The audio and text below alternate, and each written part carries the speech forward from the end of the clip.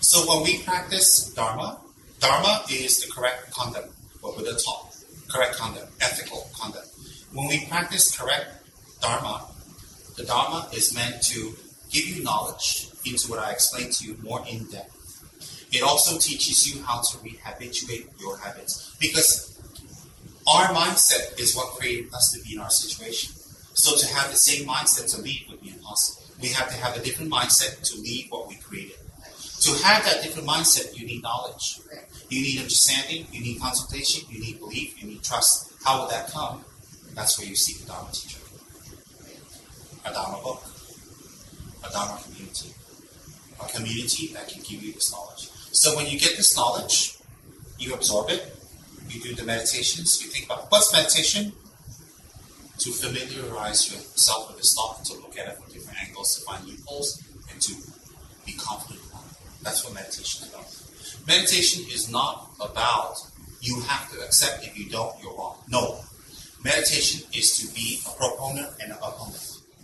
Either way. So therefore, what I have shared with you just now, you go back with it. You don't say, hey, wow, that was great, I love it, it's fantastic, I believe in it. You can't say that. You say, no, I'm going to check it out more. Why? The more you check it out, the stronger your faith. Faith in what? In something that is operating in a universe that you were not aware of. Reincarnation wasn't created by the godheads of Hinduism or Buddha. Buddha recognized its operation and taught it to us to say it's like that. It's like scientists who says, hey, there are atoms and molecules. They've been created, but we call them the father of blah, blah, blah, blah, blah, right? Atom bomb or whatever. But they didn't create the atom. They recognized it. So Buddha is incredible because Buddha doesn't tell you, I created the karma. I created the rules. I created the 6 realms. I created reincarnation. And if you don't follow, if you don't go along, you will be punished. Buddha says, no, I didn't create any of that. That was existent. But I am the Buddha who has seen that with my awakened mind to come back and let you know it is like that. So you can transcend it. So the difference between Buddha and a god or a savior or a prophet is this, is that Buddhas don't claim the creation of what is. Buddhas recognize and share. So why is it you need a Buddha to recognize? Obviously, you need to be awakened to recognize something that's so universal, so powerful, so broad, and so technical. A teacher. Now, the good thing about Buddha is he doesn't sit on the throne and say, well, you sit on the floor, and you are to worship me for recognizing the truth, and I tell you the truth, and this is the way the universe operates, so you are indebted to me. Buddha says, yes, you should respect me. Yes, I am all right for you to worship. Yes, you may offer flowers and garlands and all that to me, and you will collect merit, you will collect good luck. Yes, but that's only temporary, because the goal is for you to be a Buddha, for you to become a light, for you to sit here with me. That is the goal of the Buddha. And Buddha recognized the gods. The gods are another realm where beings exist for thousands of years. The Buddha recognized the hells. The Buddha recognized the ghosts, recognized the spirits. Definitely he recognized there are different states of existence. He even recognizes other dimensions. He also recognizes in the text UFOs and all these beings, because why? They're just little beings. To us, like, wow, UFO, little green men. No. To the Buddha, it's like, yeah, they're little green men, but they're also places where we can reincarnate. They're considered humans, by the way. So therefore, the Buddha tells us these are the places where we can reincarnate. These are the places where we can experience what we experience, and that all came from us. So if you run around stealing and stealing and stealing and stealing and stealing, and the next life you come back very, very poverty-stricken, how hard you work, how much effort you put in, how much time you put in, you still can't make the money. Don't start taking a machine gun and shooting people at campus. Okay? Don't start blaming your parents, your father's a gambler.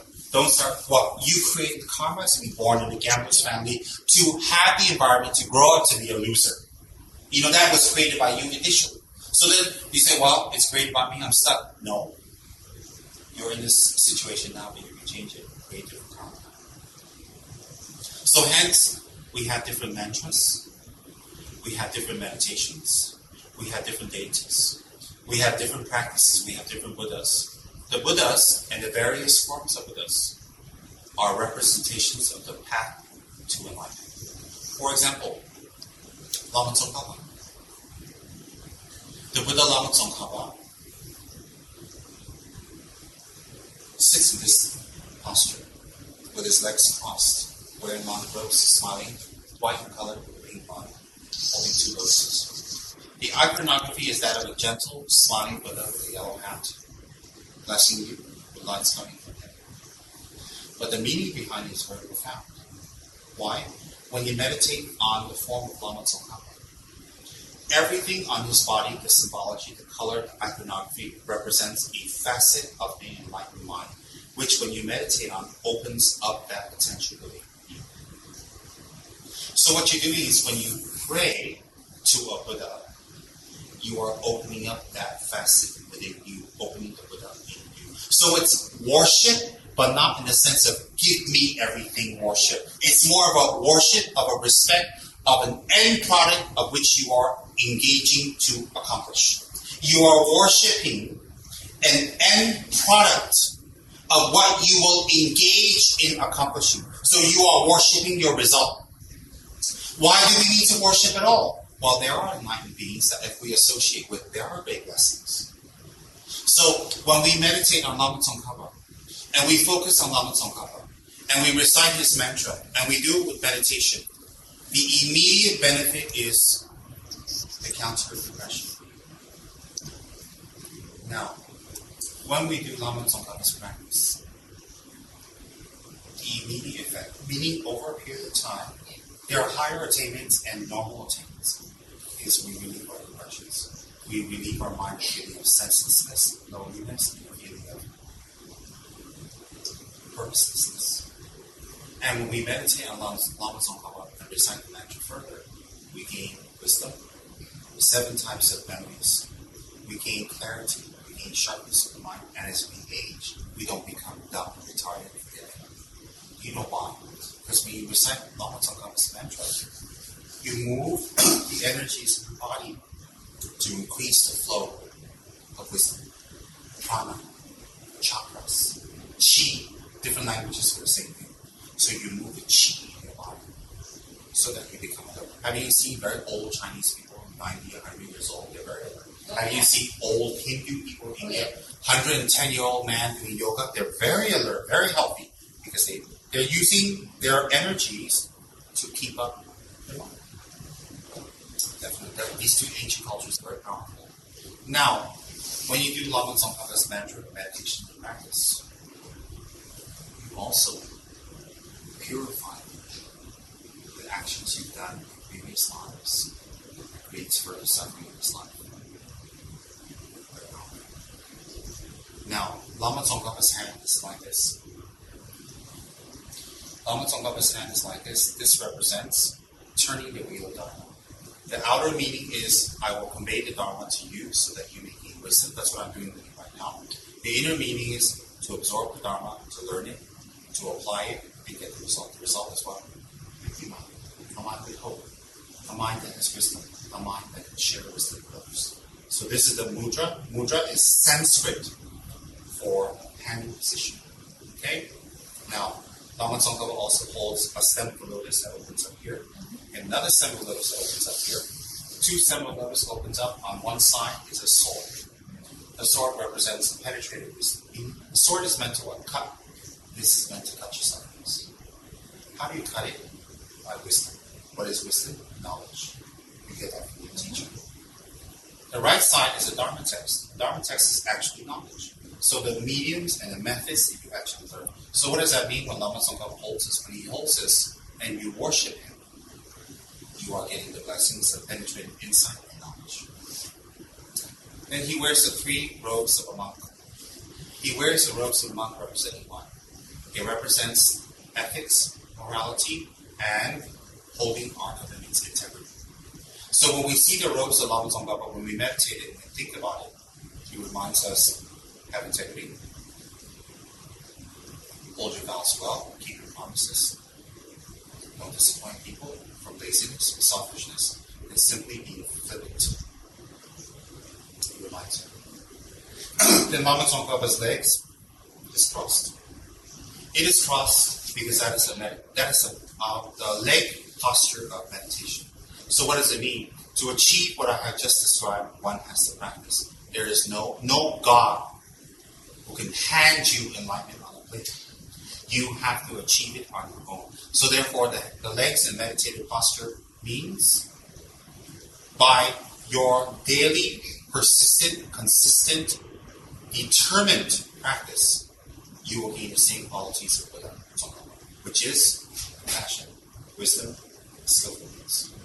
Now his flesh is white in color with a tinge of red, representing what? White is the color representing compassion. Red is the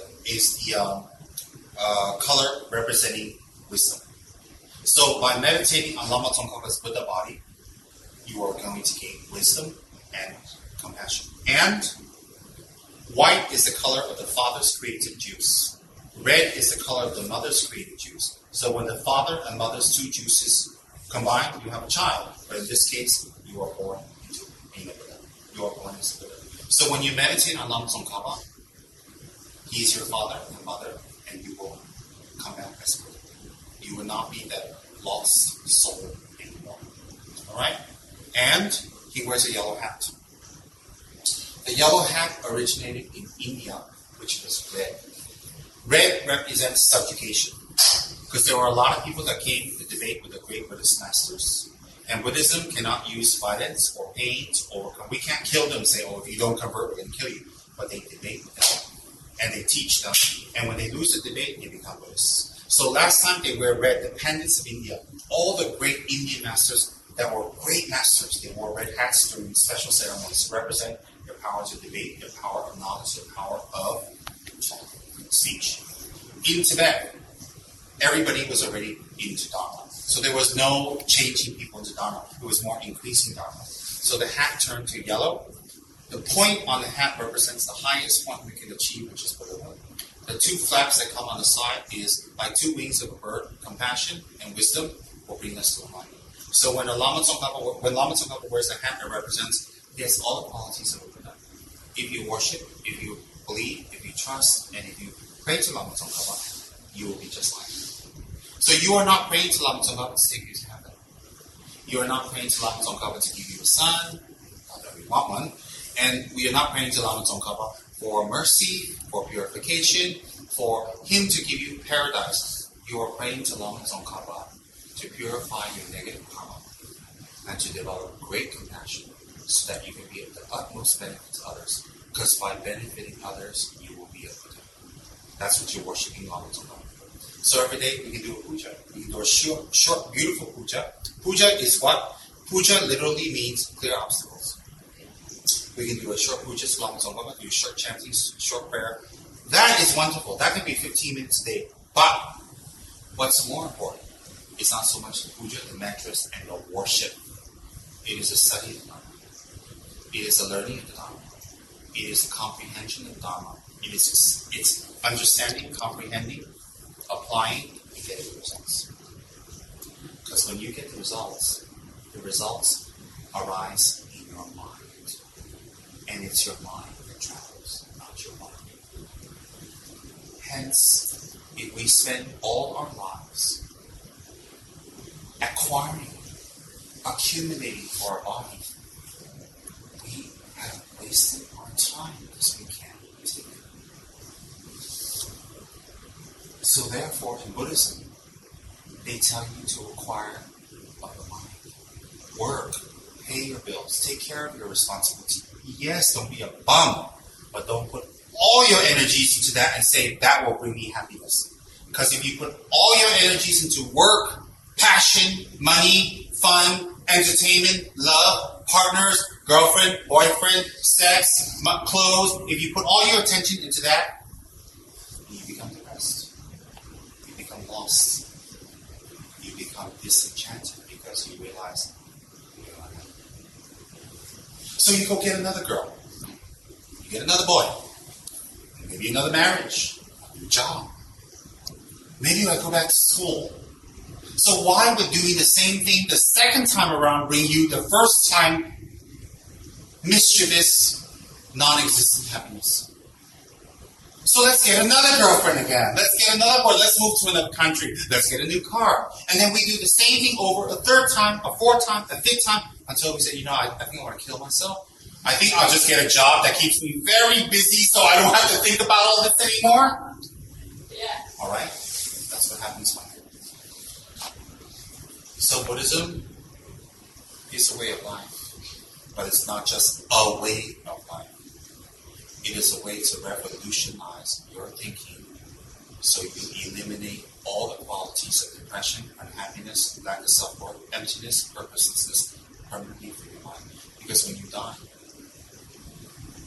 your eye consciousness, your ear consciousness, your nose consciousness, your taste consciousness, all your touch consciousness will dissolve into your mind. And your mind will leave your body. And as you're leaving your body, you will see the perennial light at the end of the tunnel. But that's not the light at the end of the tunnel. That's your consciousness leaving your body. Alright? And once you leave your body, not karma takes over. Karma continues to function. So whatever was predominantly your last actions in life will take you to the next one. Let's say your last actions in life were just totally bourgeois, women, wine, song, and fun. You'll probably take rebirth as an animal. Why? You have the karma to take rebirth as anything, but that karma predominantly over that. But if you spent your life predominantly helping others, being a benefit to others, then you probably take another human body near a spiritual master, that for a very young age you hear this thought, you hear this teaching, and so you don't waste your whole life into that again, and you start spiritual practice young again. Why? Because your previous life was predominantly that. So if your previous life was predominantly doing spiritual work for others, beneficial work for others, compassion, helping animals, people, vegetarianism, all of that, then you have developed this quality as part of your mind. Along with the mind, by doing those activities, you created good karma. So the karma supports this mind to go further as opposed to go backwards. So when you take rebirth as the next human being, instead of waiting 40 years to meet your guru, 40 years to meet the truth, the Dharma, or to hear these words, you may be here when you're 10. What's the benefit? You don't waste 40 years. Does that make sense? That's right. I tell this to all the people who I feel have potential. We didn't meet by accident. You create karma. I'm not the God. I'm not the Savior. And my words are truthful and it hits you very hard because you heard this before. So when I tell you, it rings true in your mind. But you need to go through what you went through this life, so you don't have to go through it for the rest of your life and your next life. Because what you went through, I don't care how bravado you showed us, wasn't. And you like the job is bullshit. You had no choice but to like it. Fooled yourself into saying, I like it. Why? What else are you going to do? Everything ends up the same place. You're smart enough to figure all that out. You know all this ends up in the same place. Emptiness, loneliness, senselessness. What's the purpose? Whatever job you did, and you told me earlier, and I believe you, whatever job you would have done, you would have had paid your bills, owned a house, had a nice car, you would have traveled, eaten, met the best people. You would have done that anyway. Because money is just money to you. And you would have done any job to make that money because you're good at what you do, because you're determined. That's not the issue. The issue is that whatever you have done, whatever you could have done, or will do, or have done, will end up in the same space you are now. With respect, loneliness. Even if you have a partner, you feel lonely. Emptiness. Whatever you achieve, you keep telling yourself. Yeah, you can tell that Tom, Dick, and Harry, I did this, I work for blah, blah, blah, blah. They go, wow. You're not impressed with them being impressed, actually. And if they're impressed, you're not impressed anymore. Am I not right? You like me because I'm not impressed. I know because I'm not. now. And I'm not impressed not because I'm arrogant, you know that. I'm not impressed because you know I know. And you know.